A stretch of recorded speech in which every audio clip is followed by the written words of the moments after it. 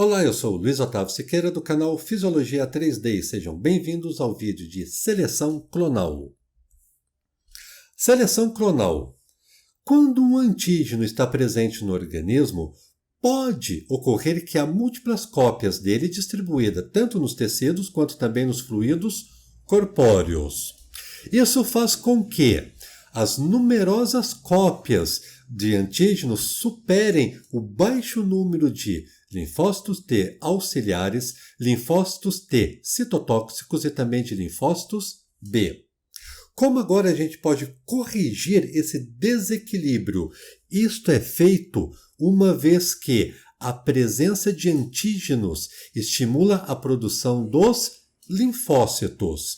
Este processo é chamado de seleção clonal. Então veja bem, quando há um grande número de antígenos distribuídos tanto no interior dos tecidos quanto também nos líquidos corpóreos e, ao mesmo tempo, há um baixo número de linfócitos, ocorre um desequilíbrio. Esse desequilíbrio é corrigido por um processo chamado de seleção clonal, sendo que a seleção clonal permite a produção de linfócitos. A seleção clonal, tal como nós vimos, é o processo pelo qual um linfócito se prolifera, ou seja, se divide. Isto forma células cada vez mais especializadas, e essa especialização é importante para atuar em respostas a um antígeno em específico. O resultado da seleção clonal é a formação de uma população de células idênticas, chamadas de clones, sendo que a função desses clones é reconhecer o mesmo antígeno específico que foi reconhecido pelo linfócito de origem. Ou seja, gente, a seleção clonal faz clones que vão reconhecer antígenos específicos. Vamos ver as diferenças das respostas imunológicas antes e após uma exposição. Veja que antes da primeira exposição ocorre poucos linfócitos são capazes de reconhecer um antígeno. Por causa disso, a resposta imunológica é lenta.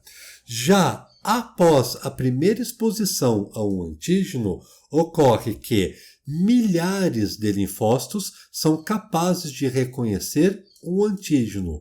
Como consequência, a resposta imunológica é muito rápida e eficiente.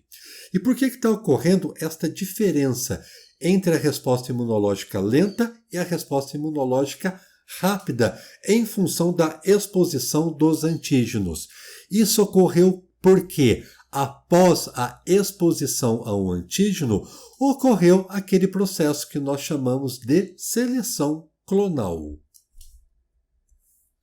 E onde ocorre a seleção clonal? A seleção clonal ocorre nos órgãos linfóides secundários. Se você não lembra, mas nós já temos uma videoaula a respeito deste assunto, os órgãos linfóides secundários são os linfonodos, o baço e também as tonsilas. Agora vocês podem compreender com mais riquezas de detalhes que o aumento das tonsilas e também dos linfonodos ocorre por causa da seleção clonal. Então, aquele exame que eu falei para vocês de palpação dos linfonodos está ligado com a grande produção de linfócitos por meio da seleção clonal.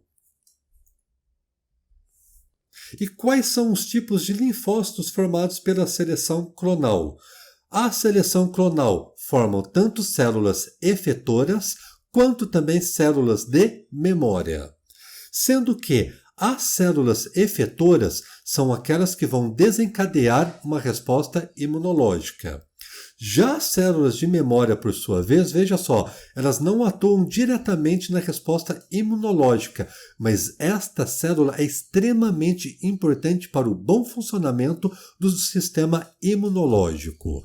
Vamos ver agora quem são as células efetoras, quem são as células de memória e quais são as suas funções no sistema imunológico. Comecemos a falar a respeito das células efetoras. Veja que, inclusive, nós já conhecemos as células efetoras. Quem são essas células? O linfócito T auxiliar, o linfócito CD4, o linfócito T citotóxico, o linfócito CD8 e também o linfócito B. Nós já vimos na videoaula anterior a função tanto de linfócito T auxiliar quanto de linfócito T citotóxico e também do linfócito B. Mas só para relembrar, o linfócito T auxiliar tem como função estimular tanto o clone e também a ação tanto de linfócitos T citotóxicos quanto também de linfócitos B. Ou seja, estas células efetoras são as células de ataque que vão destruir o patógeno. E veja só, a maioria das células efetoras morrem após uma resposta imunológica. E quais são as funções das células de memória? Conforme já foi dito, estas células não participam ativamente de uma resposta imunológica inicial. Porém, milhares de células de memória encontram-se disponíveis, veja bem, no organismo, caso o mesmo antígeno infecte novamente o paciente. Isso é importante porque a resposta imunológica, neste caso, vai ser bem mais rápida e também eficiente em relação àquela que ocorreu no primeiro momento. Se você ainda não entendeu a função da célula de memória, vamos compreender da seguinte maneira. Imagine que esse tipo de célula está em stand-by dentro do nosso sistema imunológico. Ela está lá paradinha, sem fazer nada, está em stand-by. Como ocorreu uma invasão de um antígeno previamente, e caso este mesmo antígeno volte a tentar infectar o nosso organismo, esta célula de memória que está lá em stand-by, paradinha no nosso sistema imunológico, vai rapidamente reconhecer aquele patógeno invasor. Uma vez que o reconhecimento foi rápido, esta célula de memória ela já vai estimular a produção de outras células que vão atacar esse invasor de uma forma muito rápida. Isto vai evitar, na grande maioria dos casos, que a pessoa sequer saiba que foi contaminada pelo aquele mesmo patógeno. Assim, gente, as células de memória respondem proliferando e também diferenciando. Prolifera e diferencia no quê? Tanto em novas células de memória, quanto também em novas células efetoras. Lembrando que as células efetoras são aquelas que vão atacar diretamente o invasor. Quais são as vantagens deste processo? A resposta imunológica ela é muito mais rápida. E também o antígeno é destruído antes que ocorram os sinais e sintomas da doença. E quais são os tipos de células de memória? Existem linfócitos T auxiliar de memória, que vão ser diferenciados em clones de linfócitos T auxiliar.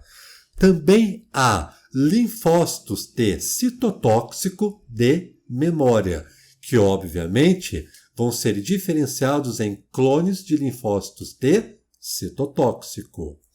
Também há linfócitos B de memória, que obviamente, conforme vocês já devem ter imaginado, vão ser diferenciados em clones de linfócitos B. E por fim, veja bem, as células de memória são células duradouras. Diferentemente das células efetoras que morrem rapidamente após um ataque, as células de memória permanecem vivas no organismo durante décadas. Isso é o que garante a manutenção destas células de memória dentro do nosso organismo e o aumento da efetividade do sistema imunológico.